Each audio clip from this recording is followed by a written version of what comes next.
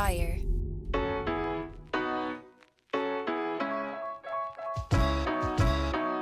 Welcome back to Starting Now. I'm your host, Jeff Sarris. This is the show where I talk to entrepreneurs to reveal the unexpected paths to where they are today.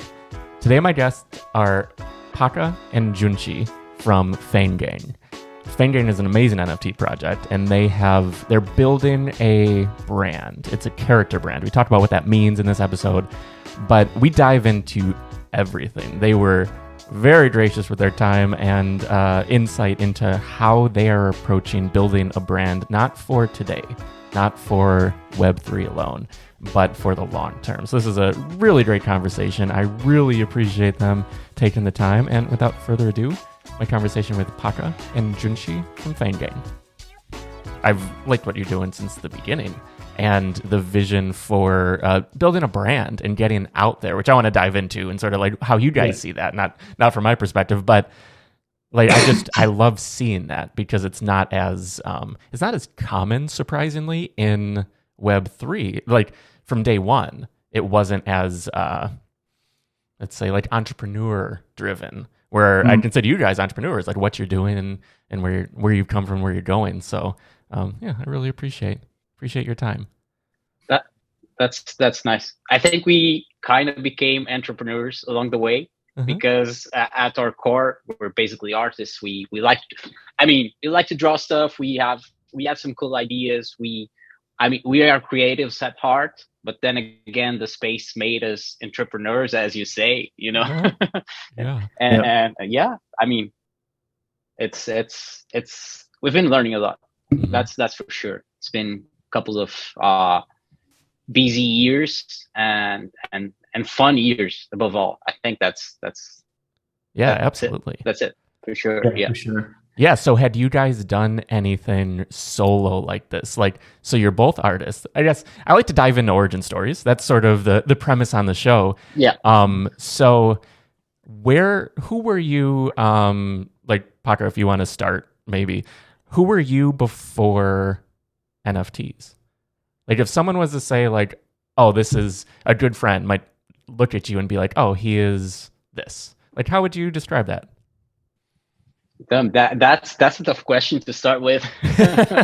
But I would say I've been a creative all my life. That's everything I've done ever since I can remember, since having like will to do something. It's always been related to creativity. I've played in bands for years. I've toured for over 10 years. I did art ever since I was 15, 16 years old. I started illustrating back then. And then along the way, I wanted to be a designer. I wanted to be an artist, but I kind of became a designer because I wanted to be an artist, you know? And I know that's like the path a lot of artists take. It gets to a point that you have to make choices and you need to start earning money, building up your own personal life.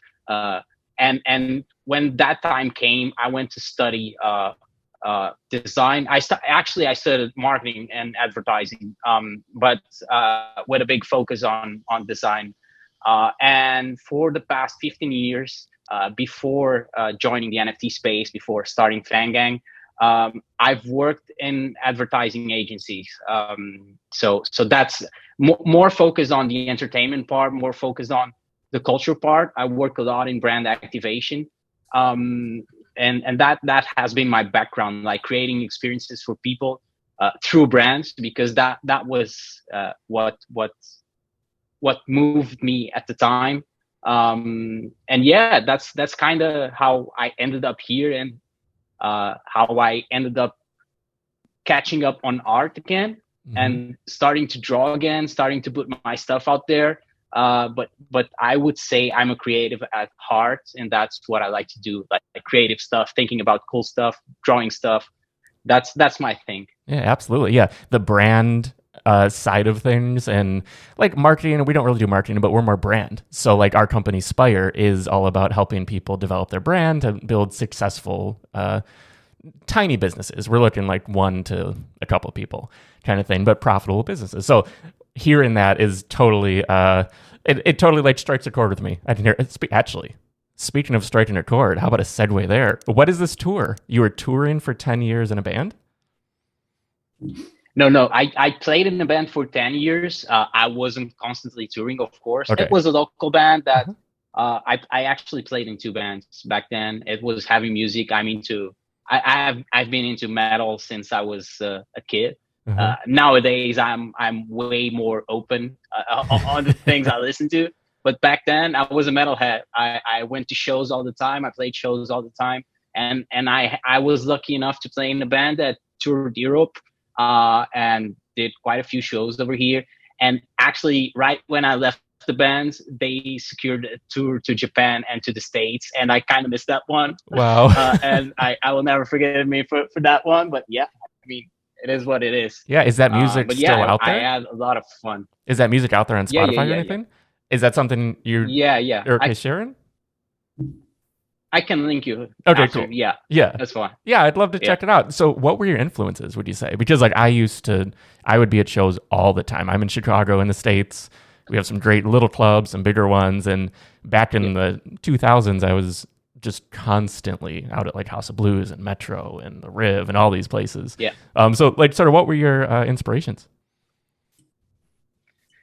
I played a lot in small venues, like 100 to 200 people cap. And it was super fun because those were my favorite shows. I played in big festivals, but those were my favorite shows because I was super close to the people, and it was just fun. It was just fun. And I think, to be honest, I think a lot of that translates to what we do these days, being close to people and connecting with them on a more personal level rather than just the band being on stage and the public being like away behind the security people and all of that, So my kind of favorite shows were those, and that was always my inspiration. I mean, I like raw stuff. I like to be close to people and playing close to people. I'm not a man of many words. I told you that before this conversation, but I prefer to do stuff instead of talking about it. Yeah, absolutely. So that was always my inspiration, and I mean the kind of music I played also. I mean that was also what was on the core of it. Like doing stuff, putting your emotions out there, but rather than just talking about stuff. Mm-hmm. Yeah, were you involved in the writing process? It's too philosophical, I know, but oh no. I mean that's what it's all about. I love sort of diving into the creative's mindset with things. So were you part of like the writing process for music? How did that go with your band? Yeah. Ever since the beginning, I mean, it was my first band. We started as kids, like trying to learn how to play instrument. I play the guitar and bass. Those are my core instruments. And yeah, I mean, when you were learning, of course you learn stuff from other people, but early on you start to try to write your own things. And that's what I've been doing. Like ever since I started a band, we wrote together. We basically had some jam sessions, and a lot of it came out of those jam sessions. So it was creative process that flowed naturally rather than just sitting and writing stuff, and I always had a lot of fun with it. It's actually fun that you ask about the music part, because when the pandemic started, I picked up my instruments again and I wrote and recorded a full album. Nice. That's still waiting to. I mean, we've been talking about it for a while. I've shared this with Junshi. I don't know, 2 years ago or whatever, right when we started connecting, and it's sitting on my computer because I haven't found anyone to sing on it, because that's definitely not my thing. I wrote it all. I wrote the drums. I played the guitar. I played the bass. I played the keyboard. A friend of mine mixed it, but right now I can't just find anyone to sing on it. So because I've been too busy, actually. Yeah, and what style then are you looking for in terms of a vocalist? Because I do know a few people. Oh, really? Yeah. We're gonna find vocals in this call. We could. You never know. Yeah, I mean, yeah, that would be great.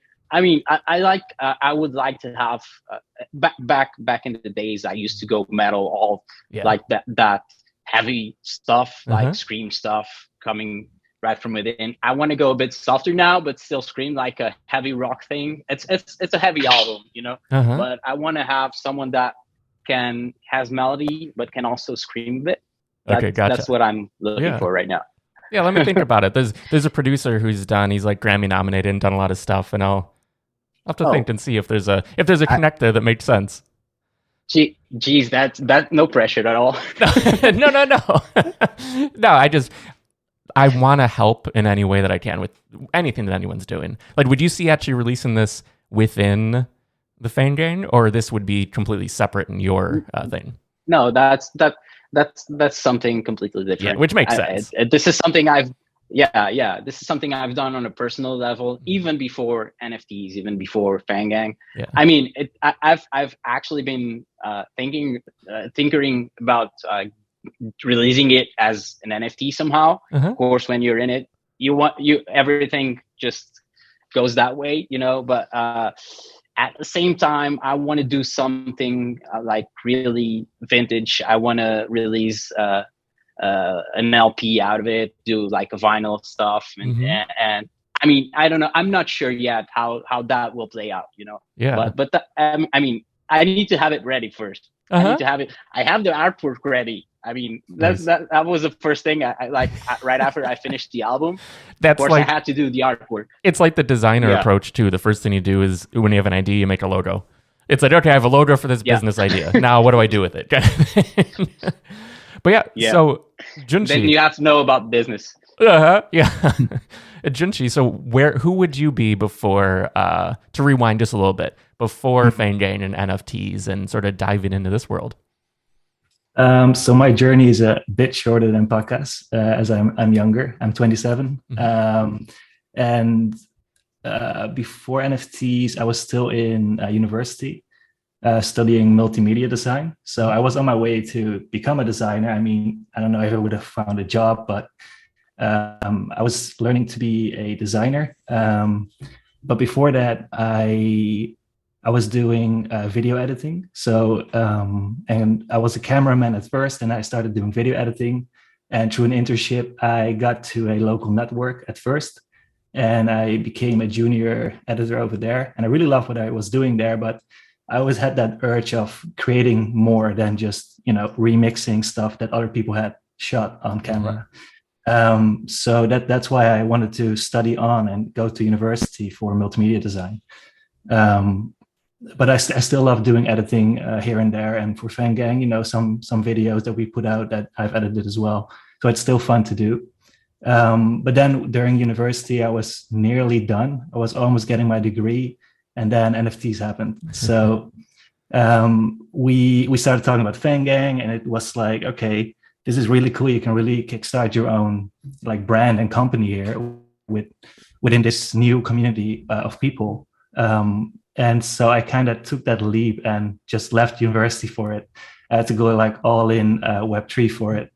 And in my opinion, it paid off. My mom maybe doesn't think so, but it's going well. I'm doing what I love here. And I don't think I would have had that same satisfaction if I was, working for a boss or in some corporate company, like following orders. And, you make your own orders here, you make your own stuff that you really want to make. So it's kind of like a dream job for me. So I'm kind of happy that I went this route, but I'm not really sure where I would have been if I stayed in university and got my degree and just did NFTs as like a side thing, Isn't that wild? Like it's a major decision, but one decision can change everything. And who knows the trajectory if you didn't, like you said, if you kept it on the side, because I saw you guys started March 2021, crypto alpacas and what is it? Cyber stamps and crypto Doge. So so those did you find each other through creating sort of what's the origin story of you guys coming together? No, that's exactly it. Like we were in a group DM on Twitter with a bunch of other creators, kind of like the OGs of the space, I would say. And I don't really know how we specifically started talking with each other anymore, but I guess we just hit it off on the same ideas, you know, like the same creative ideas.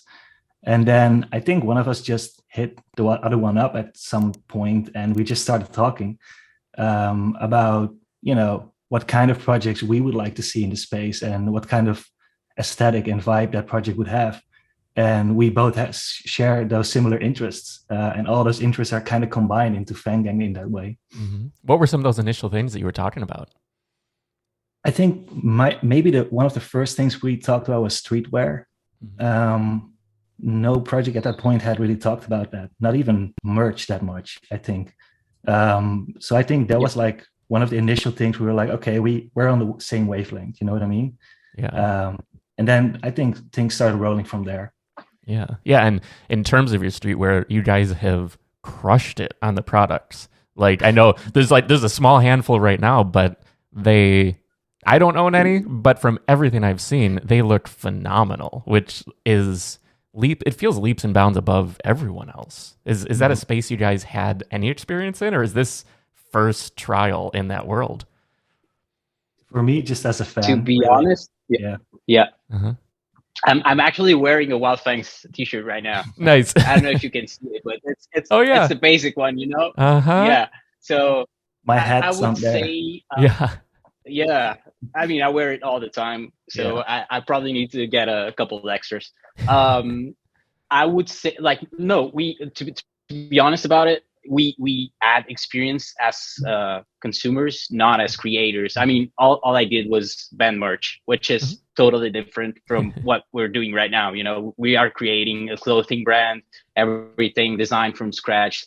I mean, it's really different. You know, when you're printing shirts for bands, you just do some silk screening, you know, and that's it, and sell it for $10-20, I don't know, $30. I don't know how much those go for these days, to be honest. But I mean, with Wild Fangs, we're thinking things from scratch, and we have a concept behind it. We have, like, the drops are curated to match a mood. The first one was live in New Fang City, so everything is related to the characters, to their small traits. I mean, there's a big thought behind it. It's not just grabbing the logo and slap it on a shirt and that's it, you know. So that's what we knew we didn't want to do. Just slap it on. You know. So I think it's interesting how everything developed, because we've been learning a lot along the way. Like, it's super demanding, and there's, like, for things to be exactly as you envisioned it, you have to do a lot of tries. You have to talk to a lot of people, go through different suppliers. I mean, it's not an easy task, and it's not a cheap one, to be honest. It's not a cheap one to create quality apparel. I mean, but it is what it is. That's what we set ourselves to do, you know. So that's what we've been working on. Yeah, one of the things that a lot of people overlook and don't realize is distribution and actual, like, warehousing of sorts. How do you guys handle that? Is that like, how far down that rabbit hole have you gotten, I guess? It's a damn nightmare, I can tell you that. Yeah, I mean, we like everything related to Wild Fangs. We have produced in Greece, and it's warehoused there. Our logistics is there, so everything is being shipped from there. We have a team there that helps us with it. When it comes to plushies, which is our latest physical item, everything is being stored. I mean, I have a couple of boxes here. It's being stored. I mean, I managed to secure, like, a warehouse from my grandmother, actually. So she helped me store the plushies to start, because it's like, if things don't move, you need to store it for a while, you know. And it's not just a small box like this. When you produce, like, in quantities to reach mass market, which is what we're aiming for, you need to have space to store it. You need to have people to ship it. You need to have everything. Like, the logistics are a nightmare. And I learned a lot about it during the past year, when we started shipping Wild Fangs. It's been a super intense learning process, but I mean, in the end, it happens, and that's what matters, you know. In the end, things get shipped, people receive their stuff, they're happy about it, so it pays off. You know, I think that's the thing. It's Absolutely. a lot of work, but it's rewarding. Yeah, for sure. Yeah. So I know with warehousing, typically they go by SKUs and how much, like one product, even different variations is a new SKU and all of these things. How, like, it's tough because you need to be doing enough volume to pay for the SKUs to be in the warehouse. Have you struggled with that at all? Have you, like, how are you looking at that right now? Yeah. I would be lying if I said we don't struggle with that, because you need to have a lot of volume for things to be profitable, you know. And right now we're in a kind of a limbo where we need to go Web 2, because our Web 3 community is still small. It's still a niche for everything we want to do with the brand. So we're on that process of getting the brand out there. Like we're getting in touch with other suppliers, other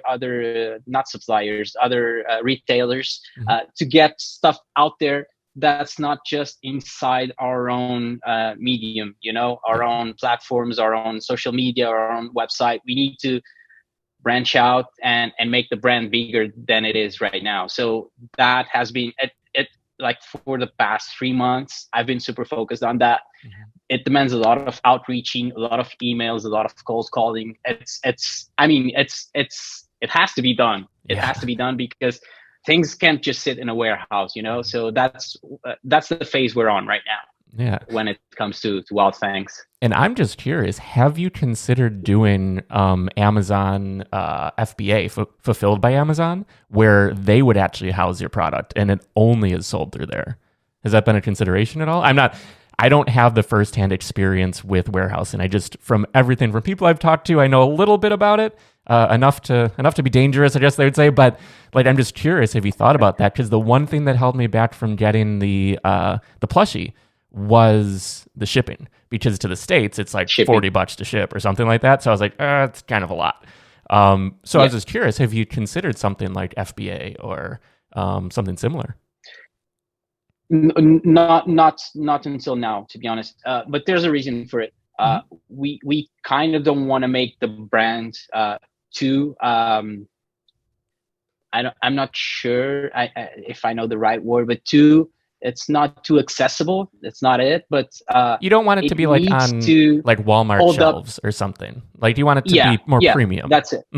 Yeah. Yeah. So with the retailers we're starting to connect with, we're picking them. We're not just grabbing a list from Google and just outreach to all of them. So because we want the brand to be perceived as we envisioned it. So placement plays a big role in that. You know, you have to be in the right windows. You have to be worn by the right people. So going Amazon, of course, it would help on volume for sure. But it would probably help short term, you know, and we're seeing the brand as a long term thing, and these things take time sometimes, you know. So you have to be pretty strict about the decisions you make when you're trying to create a premium brand and a brand that holds value just by itself, you know. Yeah, which I'm glad you guys have thought that through, you know, because a lot of times it's just sort of throwing things at the wall, see what sticks, you know, because you could easily just jump over to something like Amazon or wherever, but it needs to fit the vision. Like I do different like business consulting and whatnot, and I'm always like, you're looking for a compass rather than a map. And like a map would really be like, oh, step by step by step by step. But a map never works. But as long as you have everything going towards your compass, like you know the type of brand you want, you know the type of customer base and the people you want to reach. So that's so important then. Like I'm really, like, I'm not surprised at all. It's really what I expected, but I'm really glad to hear it too, because it shows in everything you do that the detail is there. Like all the way down, not down to, but like New Fang City. The little is it microverse? Is that how you would phrase it? I don't remember. Yeah, microverse. Yeah. Sure. But like that alone is something that it's so special and not enough people even know about it yet. It's just, there's all these things that are these little bits of sand piling up that are just going to keep piling up because you guys keep going. You keep at it, and you're going towards your vision. It's phenomenal. I love it. Yeah. But yeah, so Yeah, Mhm.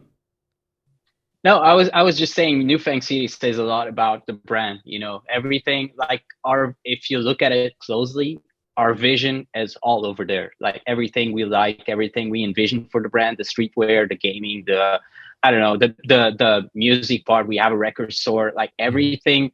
It's a bit of us that's right there under those buildings, you know? So yeah, if you want to know about Fang Gang, the best way to go about it is just taking a close look at New Fang City and what we've been deploying there. It's nice that you mention it. Yeah, and it's interesting when you say it that way. If you want to learn about like Fang Gang, start there, because I think a lot of times people wouldn't even maybe jump to that thought, but it's a great representation. You're right. I hadn't really thought about it that way, as a very unique, like unexpected onboarding of sorts. Like people can like walk through the city and figure out like sort of what the deal is without reading anything. Like it's not like here's a list of our mission and all the things that we're doing and blah blah blah blah. I like that. Yeah, and it's also kind of our sandbox as well, right? I mean, it's a city, it's ever expanding, so if we feel like it, or if we have something useful to add, we can always do that in the future.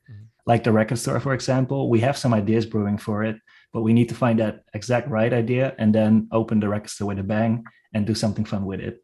And like the town hall or the city hall there as well, like we can add more and more and more onto it and just keep it fun and refreshing. Yeah, absolutely. So from where things are at right now, what would you say your biggest challenges are?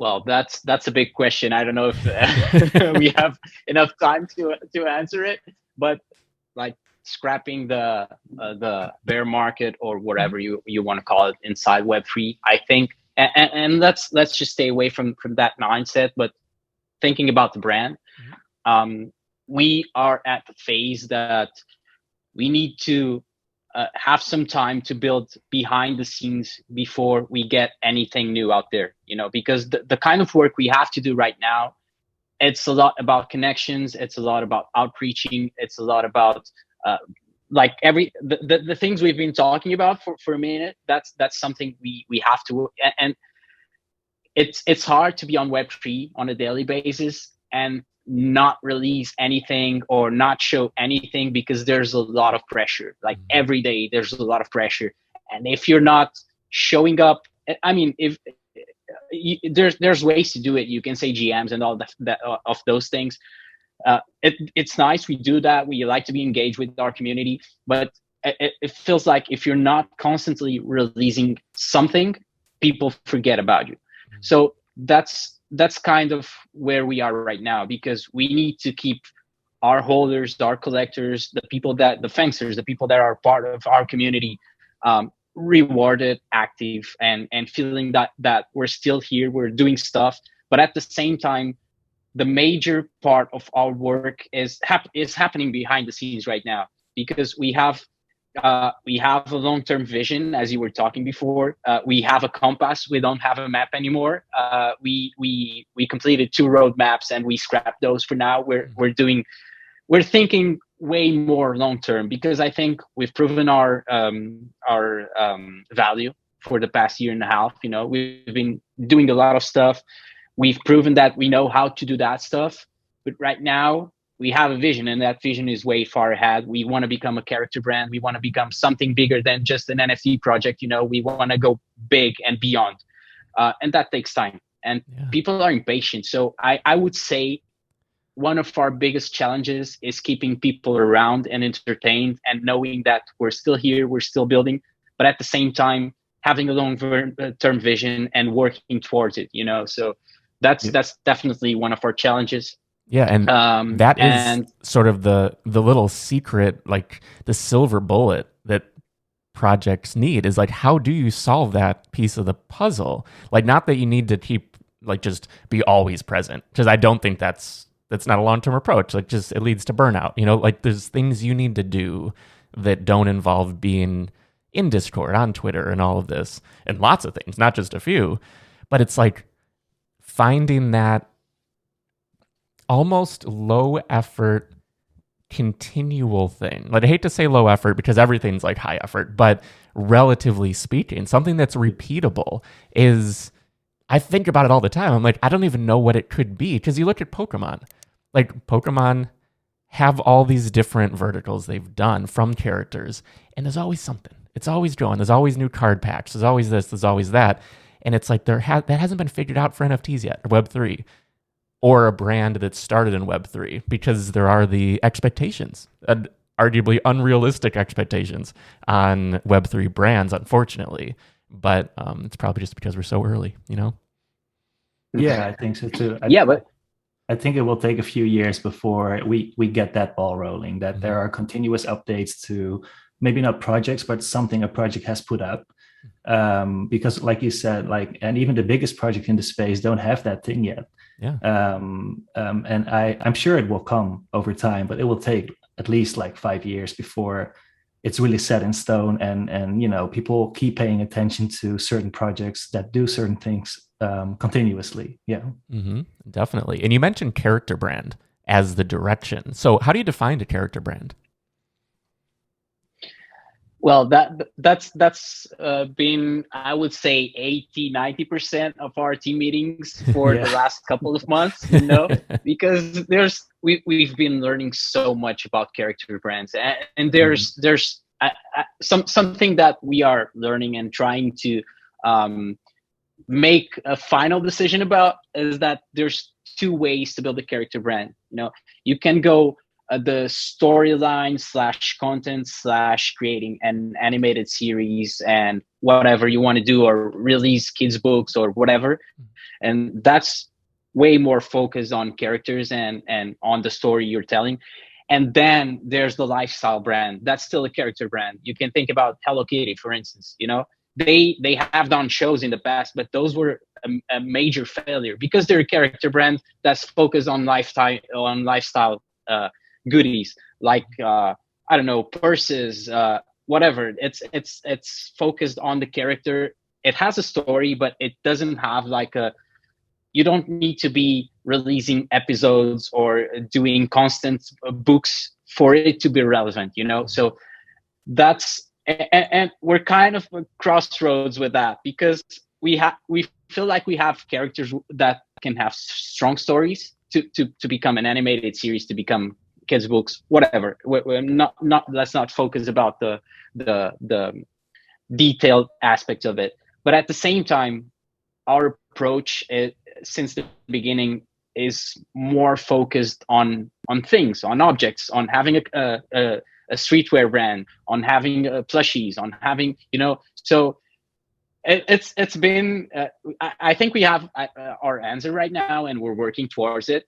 But character brands are so much more than just putting a character out there and expect it to work, you know, because even if you don't tell a story, even if you don't release an animated series, even if your characters don't talk, they say a lot through their expressions, through what they wear, through where they appear. So that's what we've been working on in the shadows, you know, like knowing where our brand will be and knowing what path we'll be traveling until we reach there. And there is like way far ahead, you know. So but yeah, I mean, there's a lot of decisions to be made, and those are made long term. Not the small things that you do on a daily basis contribute to it, but like the final destination, it's too far.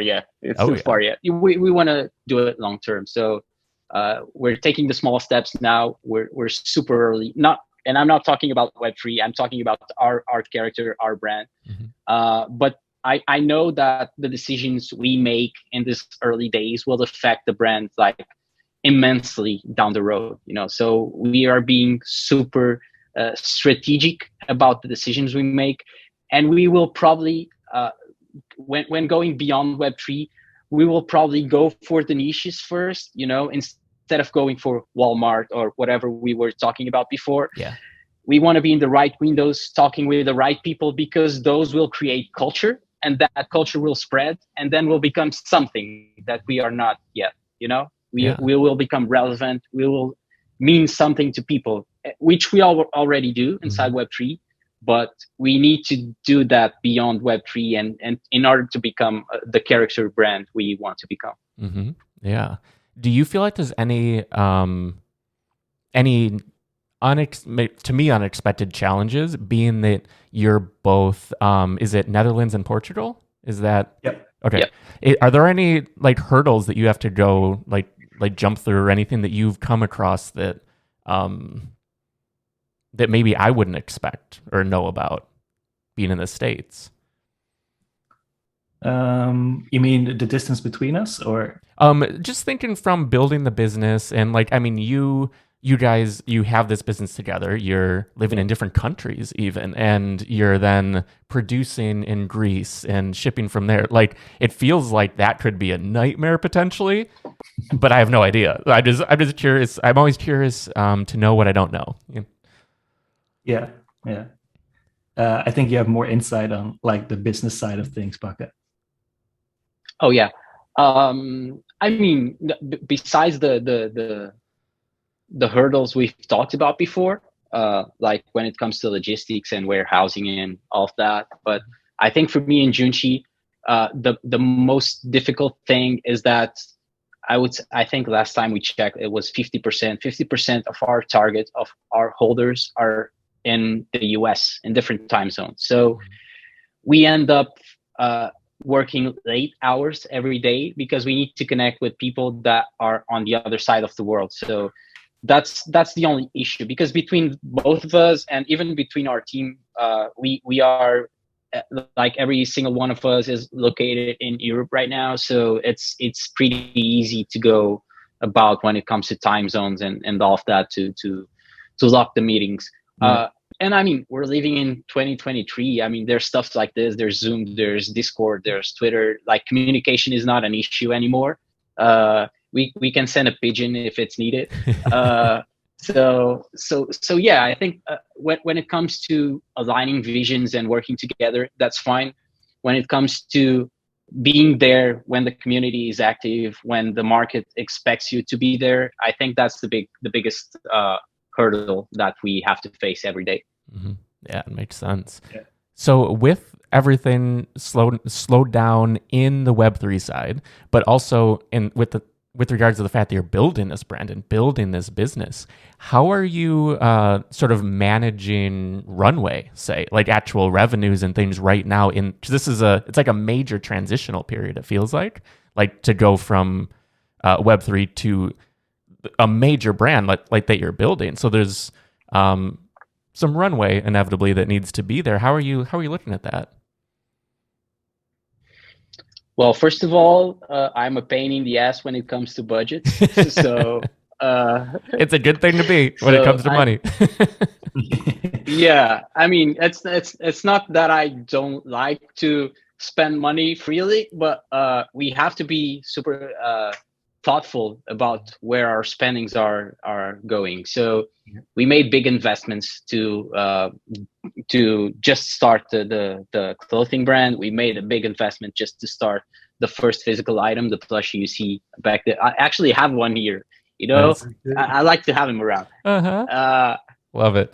So while the market is slow, I'm talking about Web3, we are trying to be as cautious as possible when it comes to spending. So we are investing, but we are I would say we are in a phase that we're not in 2021 anymore.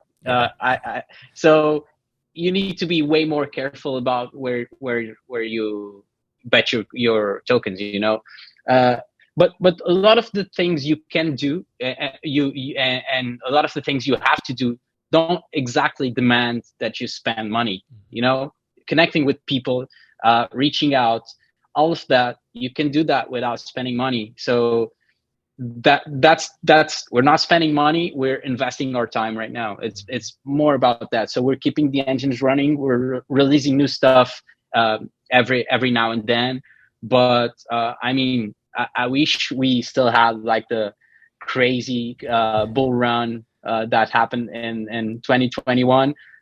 But I mean, I think that's what's making projects stand right now versus the ones that gave up along the way, is that we were always super careful about our vault, our spendings, everything we've done along the way, because we knew this time would come, you know. And since we're building long term, we knew we had to be ready to keep things running until our current market and the place we come from slows down, which is happening right now. So yeah, it's more about keeping the engines running right now, keeping the community close, keeping the community together, delivering value through other ways rather than just sending ETH everywhere, you know.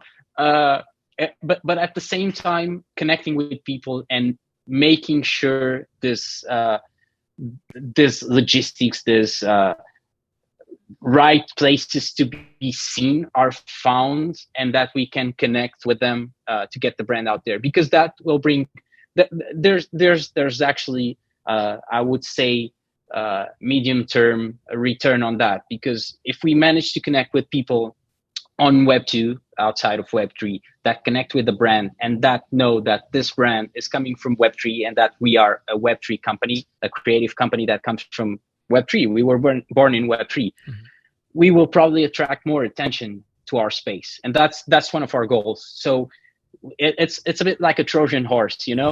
we connect with people through the characters, through all the storyline we are building, and then we can bring them into our own territory and do more stuff with them, and I mean increase the value for everyone, because the biggest our community. And I mean, at some point we will stop calling it a community and it will become something bigger than that, you know. But the more people we bring into our space, the more value it will have for everyone. So that's kind of our medium term approach. We need to catch new people. We need to do it through our plushies, through our streetwear, to everything we've been putting on the market. So these people come into our territory, our place, our space, become one with it.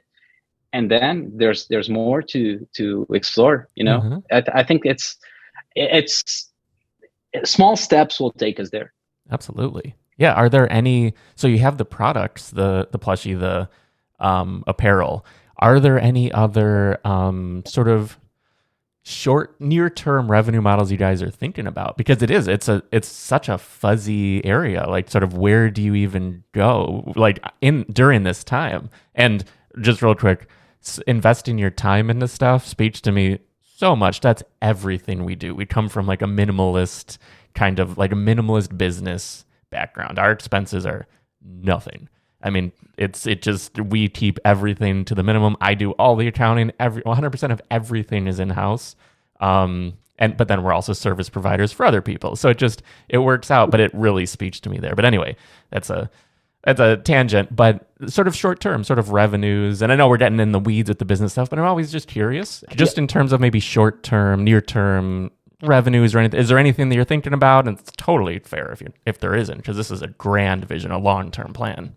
Yeah, I mean, we recently had the plushies release. It was in Christmas. So instead of just going Web 2 and setting up a Shopify store and having it shipped directly from there, we created a new mint, and it was an experience. So it was the first time we did a paint mint since our launch.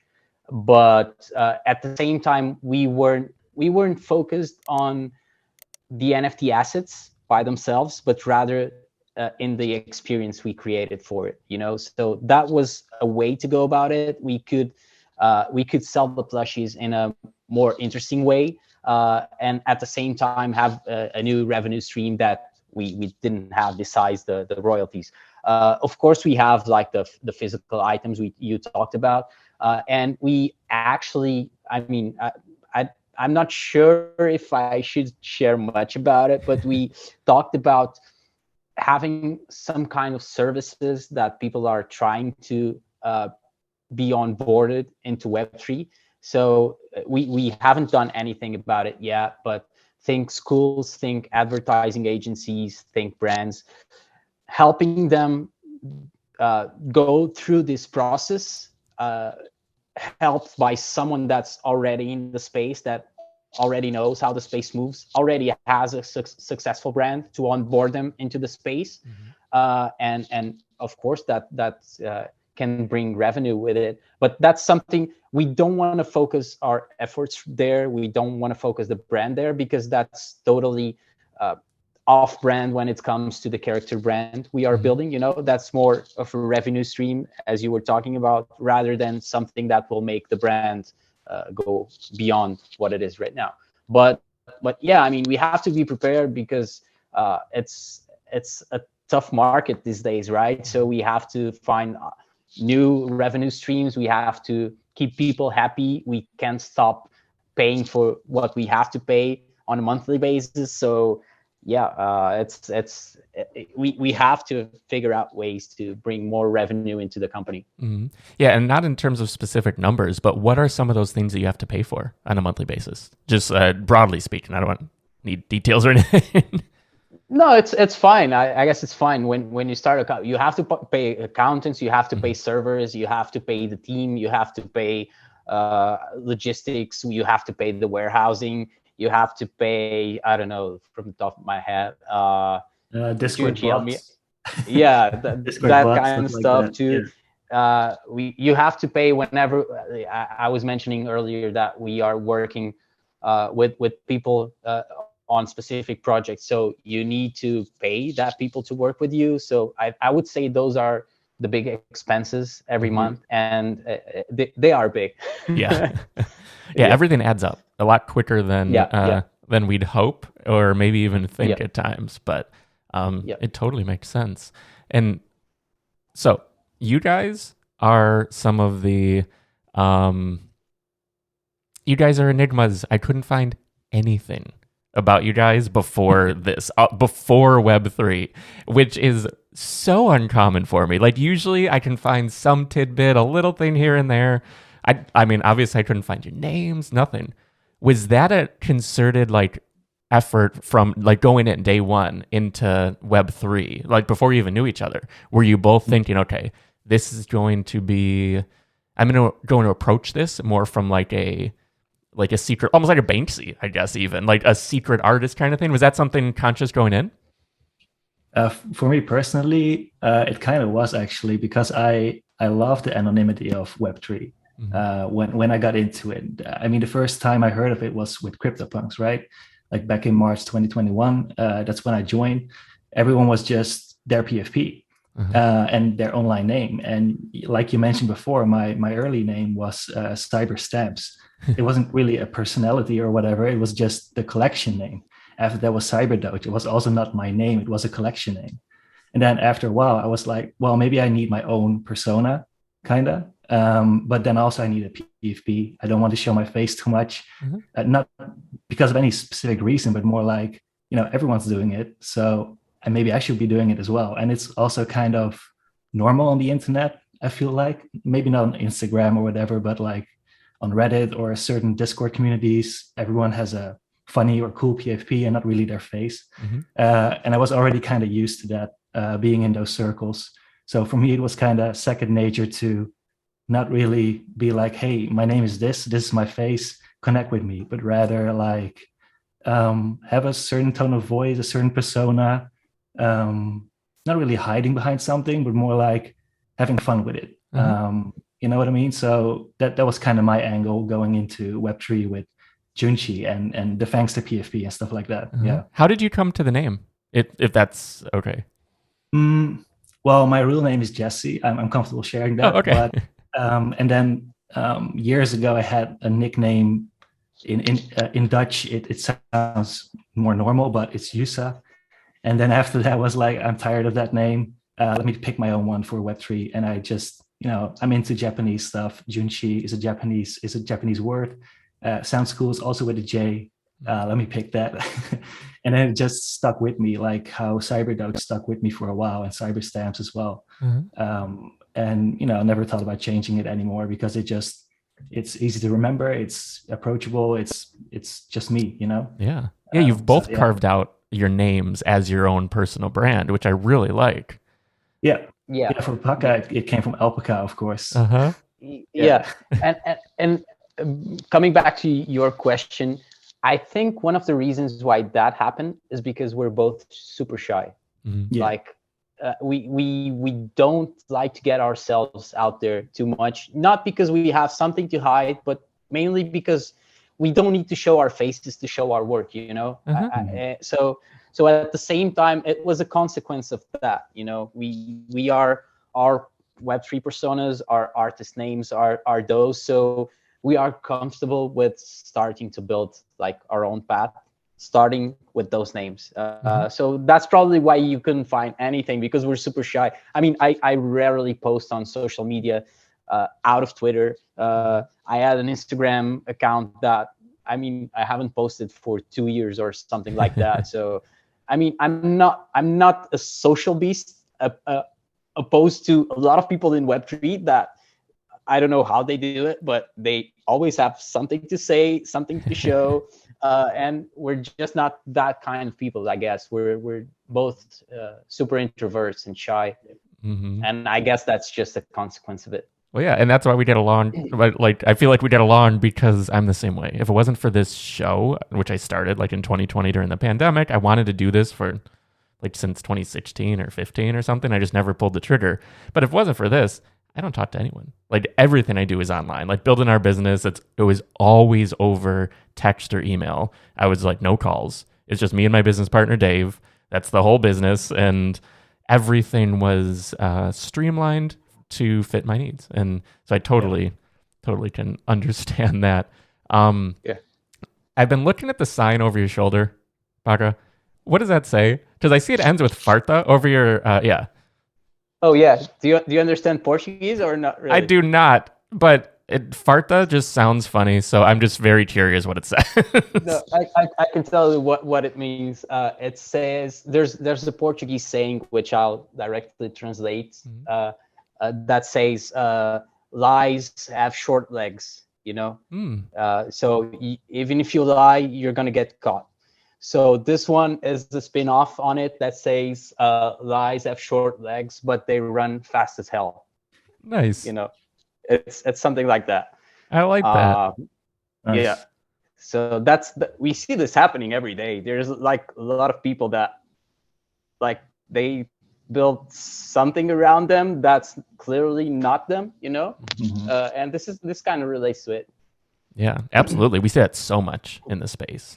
Just it's easy when someone has the sort of nefarious approach to it to hide behind the stuff. And I love that that's never been you guys. Like, clearly you've never strayed from this like genuine, authentic path, which I really appreciate. And I really appreciate both of you being on camera. Like, I wanted to just say that, like, it means a lot. Like, I love connecting with people face to face, even though we're thousands of miles apart. But it just means a lot. So I really appreciate it. And I think this is going to be a great episode for anyone who's watching or listening, because I know it wasn't like your idea to sort of face reveal in this way. At the same time, I think it's nice. It's just another level of connection that I think we'll all feel. So I really appreciate both of your openness and your time. Yeah. And thank you for pushing us out of our comfort zone. We need it sometimes, you know. I want to thank Junshi and Paca for joining me on this episode. Why are you smirking? I guess I realized I have the camera, so you don't even know what you're doing. I totally, yeah, I don't know. Can I hear you? Hello. Hi. There you are. But yeah, I forgot that I had it over on my side, so you don't even know what you're looking at. That's fine. I was guessing. I was You're going off the buttons. feeling of the buttons. Yeah, it's okay though. But yeah, I mean, that was a great episode. I'm so really grateful was. for them to I'm glad that you asked about farta.